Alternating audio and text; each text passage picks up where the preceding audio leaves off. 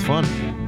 I forgot to tell you, you're like the official first recording that we're doing. No. You are. Yeah. You should Wow. feel honored.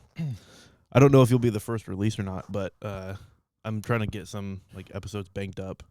That was we in put the out. contract though. I get the first release. right next to your pay rate. Yeah. Yeah. There we go. For those listening, I just turned my camera on again. We'll see if that works. So one of the bigger, another big project for this year is body worn cameras. Just something pretty new or very new to this area. It's gotten like a lot of feedback, mixed reviews. So I kind of want to dive into that a little bit, just talk about it. I guess starting, like, what was kind of what made you interested in body cameras? Well, you're spot on. I mean, it's definitely controversial, right?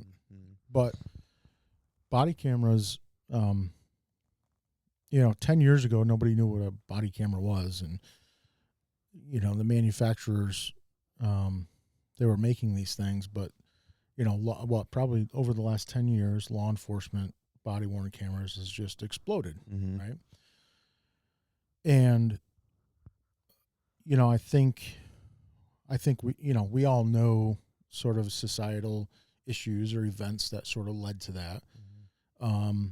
And part of it, like on the law enforcement side, it's probably, it's accountability, but it's also there to protect officers who do their job and do their job well.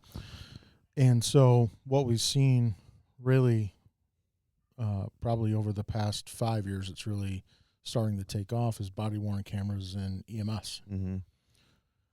And I became interested in this several years ago. I actually had a rep from Axon and a gentleman from Texas. He was involved in an agency in Texas that used body-worn cameras. Mm-hmm. And he spoke at a conference that I ran.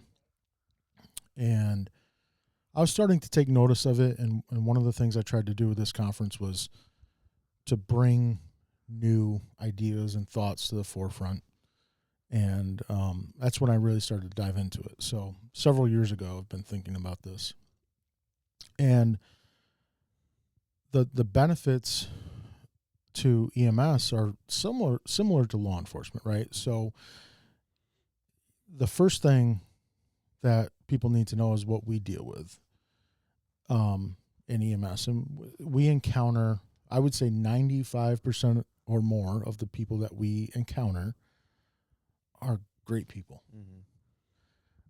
Whether it's certainly, I mean, our community is a phenomenal community. We get this influx of visitors and whatnot into our community. And sometimes we run into people who aren't so nice. Mm-hmm.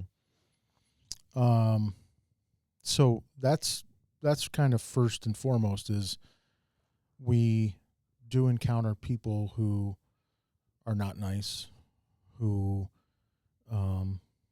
are at the least, rude, who sometimes try to take a swing, or they try to kick our people, or they're successful in doing something like that to our people.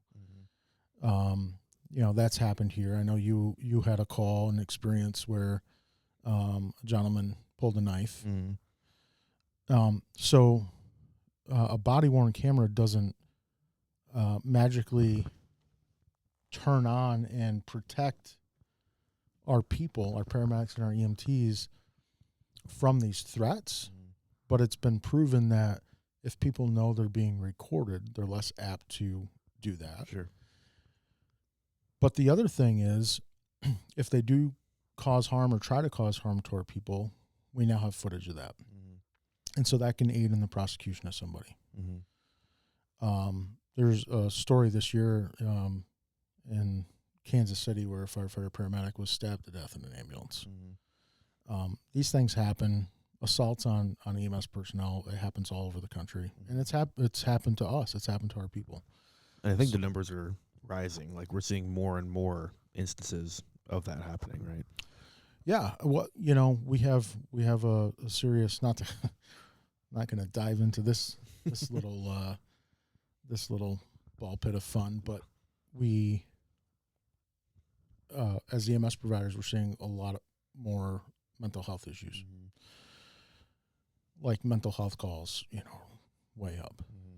So that's part of it. Sure. So they're there sort of to protect our people. So here's the other aspect of it, as far as protecting our people. If our people are accused of doing something, okay, they either did or didn't do it, and the footage doesn't lie. Mm-hmm. So I know that we have really good people. Mm-hmm. I'm not just saying that because we're on the What's Going On podcast. Yeah. We have really good people, and I know that our people do a good job. Our people, they're not perfect. Nobody's perfect, but we do a really good job. We treat people with respect. We treat them with dignity, and we take really good care of them. We provide good care. If somebody says, paramedic Caleb White did something to me, or treated me in a certain way, or didn't do what he was supposed to, whatever the case is, whatever the accusation is, we can now defend our people. Mm-hmm. And so we're sort of what I consider phase 2 of this rollout of body-worn cameras, and we've already seen the benefit of having that footage. Can't go into great detail, but there's 2 cases in particular that it's been proven that our people were in the right, or that they provided good care when they were accused of not doing so. Right. So it's exonerated our people twice. Mm-hmm. It's protected the town from potential liability. Mm-hmm. And so that's part of it, that whole protection type piece. There's been some high-profile cases across the country where actually paramedics have been charged with murder and manslaughter because they did or did not do something. And what happens is, in this one particular case in Colorado, the defense attorneys for the paramedics, they did not have body-worn cameras from the paramedics. They weren't wearing cameras. Mm-hmm. There was footage from bystanders. There was footage from law enforcement. There was, I can't remember if there were street cameras or not, but there was all this footage from all these different entities and people, but EMS wasn't able to tell their complete side of the story. An objective account of what happened between those paramedics and that patient. And that did not do them any favors. Mm-hmm. In fact, it hindered the defense attorney's ability to defend them. Right. And that was a ugly case. Mm-hmm. So there's that protection piece, the protection from liability, protection from these false accusations or whatever the case is. Yeah. And then the other piece to that is sort of what I just touched on, is people don't realize that we're on camera all the time. Mm-hmm. And so if we go to somebody's home, like, if I went up and down this street and looked, probably, at least half the houses have Ring cameras or some sort of cameras inside or outside or both. That is a very common thing now, right? I have 2 cameras at my house. There's one on my front porch and there's one in my garage. Yeah. Like sort of one on each entrance. Like, so if EMS came to my house tonight, God forbid, I hope they don't, like they're going to be on camera, right? If we go to a call over at Price Chopper, we're on camera. Mm-hmm. If we go to a call at 3 a.m. to Canada Street for somebody and law enforcement's involved, guess what? We're on camera. Right. If we go to a car accident, there's probably bystanders filming us. Like this, we're on camera all the time. Right. what I am not comfortable with is everybody else being able to have their best interests in mind and protect themselves, and we can't. Right. Or the ability for bystanders to manipulate footage. Right. Or, you know what I mean? So, especially if you're only seeing like one clip of an entire incident, you just don't get the Right. full picture, and you're not seeing the perspective of the first responders that are there on scene. I mean, there's been times where I've been in homes and family members will start talking to me through a camera system, and we're like, "Oh, I didn't even know you were watching the whole time." Not that I was doing anything wrong, but right.